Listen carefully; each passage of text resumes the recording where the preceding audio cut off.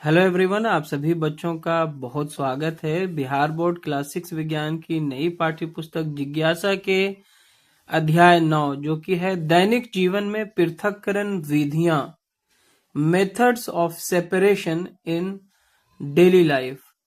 आज के इस सेशन में हम इस अध्याय का बहुत ही संक्षेप में यानी कि समराइज करके अध्ययन करेंगे। केवल इसमें दिए गए जो खास पॉइंट हैं, जो इम्पोर्टेंट पॉइंट्स हैं, उसे जानने का प्रयास करेंगे। तो आइए शुरू करते हैं आज का ये सेशन।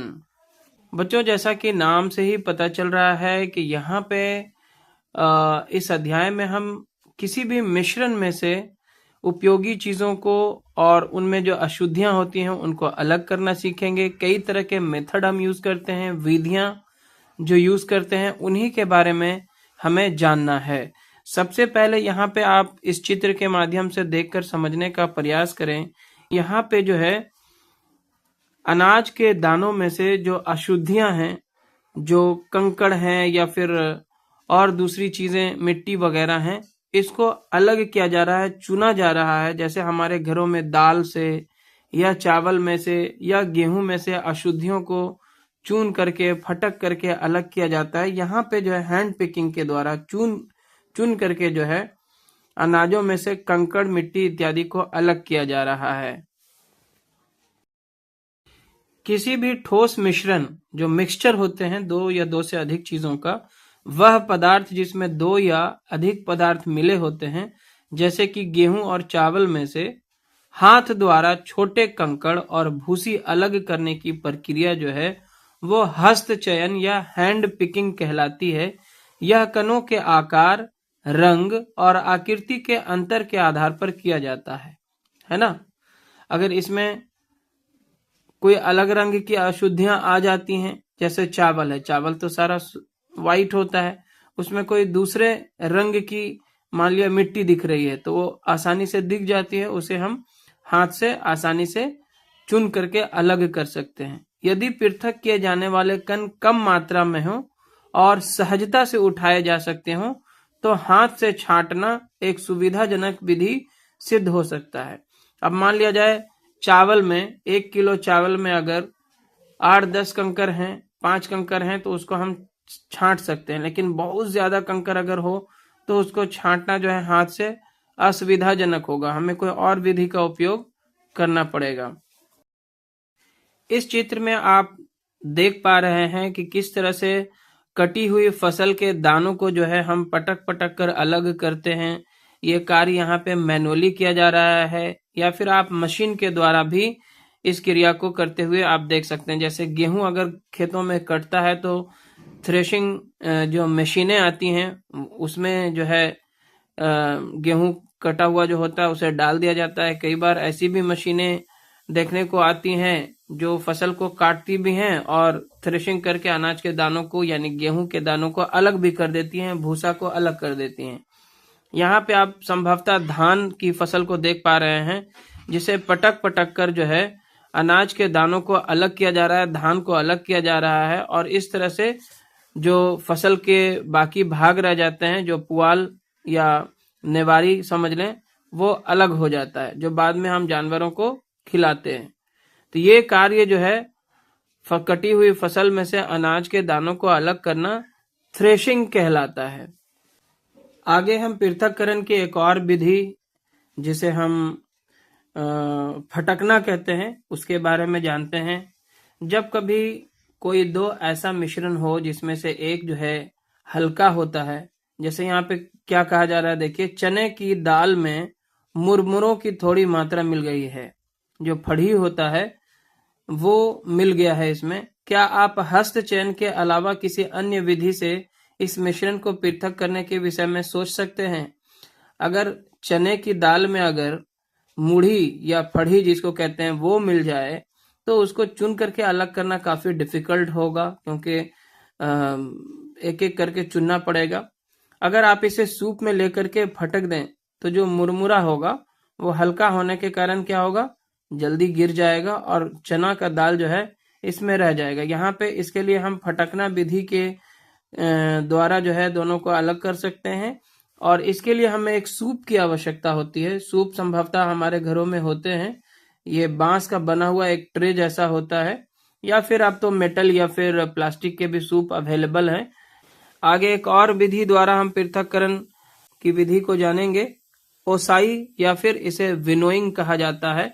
अगर आप गांव से बिलोंग करते हैं तो आपने देखा होगा कि कई बार किसान जो है सड़क पर ही फसल को रख देते हैं, और लोगों के आने जाने से या मोटर वाहनों के आने जाने से उसमें से दाने क्या होते हैं, अलग हो जाते हैं।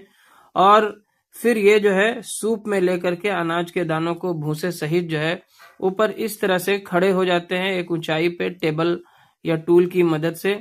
इस तरह से मान लिया जाए वो ओसौनी करते हैं। इससे जो है अनाज भारी होने के कारण पास में ही गिरता है, और भूसा जो है वो हल्का होने के कारण हवा से थोड़ा उड़ करके थोड़ी दूरी पे जाके गिरता है। मान लिया इधर से हवा चल रही है तो भूसा जो है इधर आके गिरेगा, है ना। और इस तरह से जो है अनाज के दाने और भूसे को अलग कर लिया जाता है। यह प्रक्रिया जो है ओसाई या विनोइंग कहलाती है। और यहाँ पे आप थ्रेशिंग मशीन देख पा रहे हैं। आपको जो है इस थ्रेशिंग मशीन की सहायता से फसल को जो है आपको इसमें डालते जाना है। ये अनाज और भूसे को अलग अलग कर देता है, तो इसमें काफी आसानी हो जाती है, जल्दी काम खत्म हो जाता है। अब आगे एक कंडीशन है, क्वेश्चन है कि वल्ली जो है बंद कमरे में चावल से भूसा अलग नहीं कर पा रही है, आप उसकी सहायता कैसे कर सकते हैं। मतलब वो भी ओसाई विधि द्वारा अलग कर रही है, लेकिन क्योंकि कमरे के अंदर हवा नहीं है, तो इसके लिए आप यदि आपके कमरे में पंखा लगा हुआ हो, फैन हो, तो उसे ऑन कर दें और कम स्पीड पर चलाएं, और फिर आप ओसाई विधि द्वारा जो है अपने कार्य को कर सकते हैं। ठीक है, आगे हम पृथक्करण की एक और विधि को जानेंगे जो कि कहलाता है चालन या सीविंग। इसके लिए हमें एक चलनी की आवश्यकता होती है। आमतौर से आपने अपने घरों में मम्मी के हाथों में चलनी देखा होगा कि वो आटे से जो चोकर होता है, जो सही से गेहूं पीस नहीं पाता है, ठीक है, तो उसको अलग करने के लिए चलनी का उपयोग किया जाता है। कई बार दूसरे अनाजों में से जो बड़े साइज के कंकड़ या अशुद्धियां होती हैं उनको अलग करने के लिए भी हम चालन विधि का उपयोग करते हैं, जिसमें से जो है अशुद्धियां बड़े साइज के होने के कारण अलग हो जाती हैं। क्या आपने कभी निर्माण स्थलों पर रेत से कंकड़ और पत्थर अलग करने के लिए चालनी का उपयोग होते देखा है? तो आपने भी जरूर देखा होगा, या फिर आपके घर में ही अगर कोई कंस्ट्रक्शन का काम हुआ हो, है ना, तो बालू को चालने के लिए जो है एक चलनी का उपयोग किया जाता है, जिसमें से बड़े बड़े कंकड़ और अशुद्धियां जो होती हैं वो अलग कर लिया जाता है। आगे हम पृथक्करण की कुछ अन्य विधियों को सीखेंगे, जैसे एक होता है इवेपोरेशन या फिर वाष्पन। समुद्र के जल में जो है प्राकृतिक रूप से लवण यानी कि नमक मिले हुए होते हैं, घुले हुए होते हैं।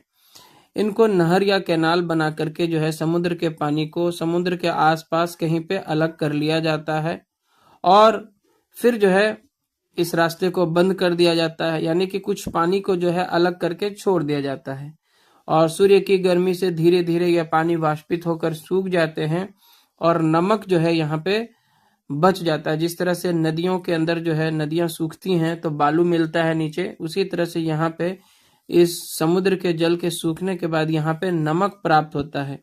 और समुद्र के जल से नमक को प्राप्त करने की जो विधि है वो क्या है, वाष्पन विधि है। यानी कि इवेपोरेट किया जाता है, पानी को गर्म करके अलग कर दिया जाता है, सूख जाता है पानी और नीचे नमक जो है बच जाता है। आगे बढ़ते हैं। यहाँ पे मोटे काले कागज पर फैली हुई नमक की विलयन की बूंदें दिखाई गई हैं। यानी कि पानी में अगर नमक घोल दिया जाए, उसकी एक बूंद अगर आप किसी काले कागज पर गिराएं तो सूखने से पहले कुछ इस तरह का दिखता है, सूखने के बाद इसमें जो है वाइट कलर के स्पॉट दिखते हैं, और इस तरह से जो है कलाकृतियां इसमें से अलग अलग तरह की डिजाइन भी बनती हुई आपको दिख रही हैं। क्या आपने कभी गर्मियों के समय गहरे रंग के कपड़ों पर सफेद धब्बे देखे हैं? ये धब्बे कैसे बनते हैं?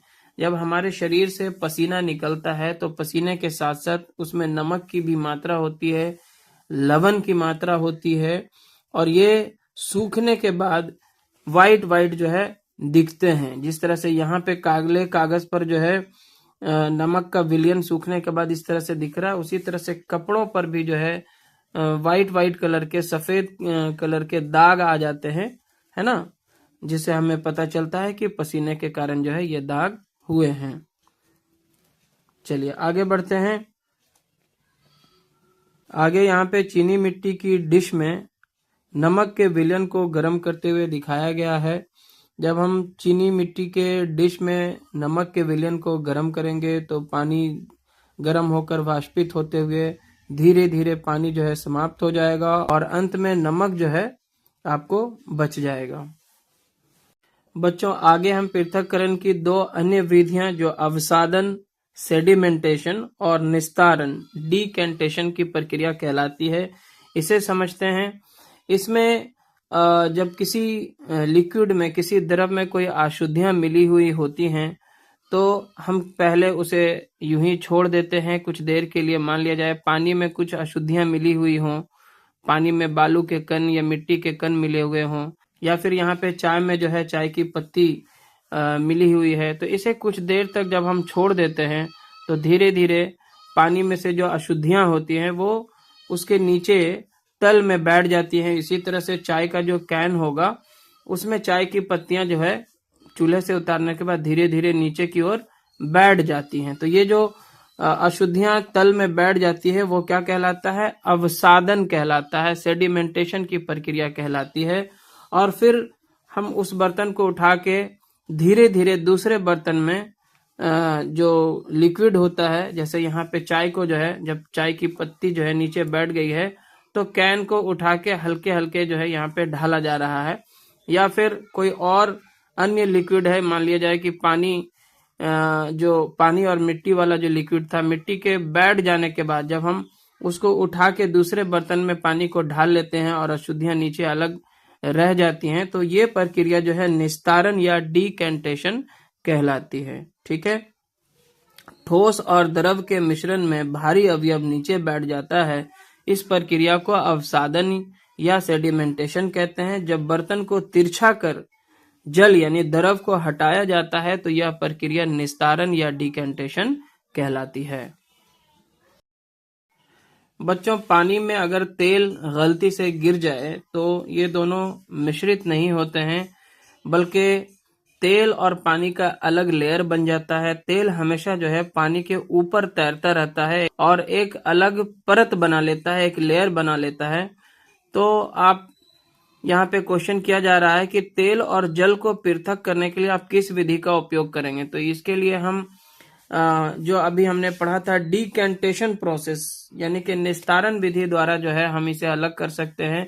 एक दूसरा बर्तन ले आएंगे और जिसमें तेल और पानी मिला हुआ हो उसको धीरे धीरे जो है दूसरे बर्तन में ढालेंगे तो तेल जो है पहले उस बर्तन से दूसरे बर्तन में गिर जाएगा और इस तरह से निस्तारण की प्रक्रिया द्वारा हम दोनों को अलग कर सकते हैं। आगे एक और पृथक्करण की विधि है जो निस्यंदन कहलाती है। इसके लिए हमें एक छलनी या फिर कह सकते हैं कि फिल्टर पेपर की आवश्यकता होती है, यानी कि चीजों को जब हम छान करके अलग करते हैं, है ना, जैसे चाय की पत्ती को अगर हम छलनी से चाल लें तो ये निस्यंदन प्रोसेस कहलाता है, फिल्टर करना कहलाता है। इसमें से जो है द्रव आसानी से नीचे गिर जाएगा और जो अशुद्धियां हैं या और जो अनवांटेड चीजें हैं जो आपको नहीं चाहिए होगी वो आप इससे अलग कर सकते हैं। तो ये निस्यंदन जो है फिल्टरेशन कहलाता है, एक तरह से छान करके किसी चीज को अलग करना। और कभी हम फिल्टर पेपर का इस्तेमाल करते हैं तो कभी हम किसी चलनी का इस्तेमाल करते हैं और इस तरह से अनवांटेड चीजों को जो है अलग करते हैं। ठीक है। जैसे कभी आपने किसी फंक्शन वगैरह में राइस में से पानी को अलग करते हुए देखा होगा कि वहां पे वो लोग क्या करते हैं, कपड़े में पूरे को डाल देते हैं या बर्तन में जो है आगे कपड़ा बांध देते हैं और इस तरह से उसको पलटते हैं या उलटते हैं तो पानी बाहर निकल जाता है और चावल जो है उस बर्तन में रह जाता है। तो इस तरह से ये फिल्टरेशन करना ही कहलाता है, निस्यंदन प्रोसेस ही है ये, जिसके थ्रू जो है अनवांटेड चीज को हम अलग कर लेते हैं। बच्चों पृथक्करण की एक अन्य विधि जो है वो मथना या चर्निंग करना कहलाता है। इस विधि द्वारा आप दही या दूध में से मक्खन को अलग कर सकते हैं, है ना। तो जब दही या दूध को मथा जाता है तो इस प्रक्रिया में हल्का होने के कारण मक्खन जो है वो ऊपर तैरता है, जबकि छाछ नीचे रह जाती है, और इस तरह से उसे जो है मक्खन को छांट के अलग कर लिया जाता है। और बच्चों, अंत में पृथक्करण की एक अन्य विधि यहाँ पे दी गई है, जो चुंबकीय पृथक्करण कहलाता है। यहाँ पे आप एक कारपेंटर को देख पा रहे हैं, जो अपने पास कार्य करने के बाद अपने पास एक चुंबक को रखा हुआ है, और यहाँ पे जितने भी काम करने के बाद उसके लोहे के कील वगैरह यहाँ पे गिर गए हैं, तो वो चुंबक की सहायता से क्या कर रहा है, इन सारे चीजों को अलग कर ले रहा है ना। तो यहाँ पे चुंबक की सहायता से जो भी लोहे के कण वगैरह या कील वगैरह होंगे वो चुंबक में चिपक जाएंगे, और इस तरह से वो इन चीजों को अलग कर पाएगा। बड़े मात्रा में जब किसी फैक्ट्री में या कहीं जो कचरे का ढेर होता है उसमें से लोहे के टुकड़ों को या फिर कोई ऐसे चुंबकीय पदार्थ जो चुंबक से चिपक जाते हैं को अलग करने के लिए जो है आज के टाइम पे विद्युत चुंबक का उपयोग किया जाता है। इसमें खासियत यह है कि जब आप स्विच ऑन करते हैं तो विद्युत चुंबक जो है चुंबक की भांति कार्य करता है, और उसमें जितनी भी लोहे के कण वगैरह होते हैं वो चिपक जाते हैं, और फिर जहां उनको लेके जाना होता है लेके जाते हैं। और जैसे ही स्विच ऑफ करते हैं, जैसे ही विद्युत धारा का प्रवाह उसमें रुकता है तो वो चुंबक की भांति कार्य करना बंद कर देता है, और जितने भी लोहे के टुकड़े उसमें चिपके थे वो गिर जाते हैं। इस तरह से आसानी से जो है इन चीजों को अलग किया जाता है। जबकि नॉर्मल चुंबक जो होता है उसमें चिपकने के बाद उसको आपको मैनुअली एक एक करके हटाना पड़ेगा, है ना। तो वो काफी देर वाला काम होगा, इसलिए विद्युत चुंबक का इस्तेमाल किया जाता है, जो स्विच ऑन करने पे विद्युत चुंबक की भांति कार्य करता है, और ऑफ करने के बाद वो चुंबक की भांति कार्य नहीं करता है, जिसमें चिपके हुए पदार्थ गिर जाते हैं, अलग हो जाते हैं। तो ये काफी आसानी होती है। तो संक्षेप में बच्चों, हमने इस अध्याय को यहाँ पे कर लिया है कंप्लीट। अगर आपको ये वीडियो लेसन पसंद आया तो जरूर से इसे लाइक करें, शेयर करें अपने सभी दोस्तों के साथ। चैनल पे नए हैं या अपने चैनल को अभी तक सब्सक्राइब नहीं किया है तो सब्सक्राइब जरूर करें। धन्यवाद।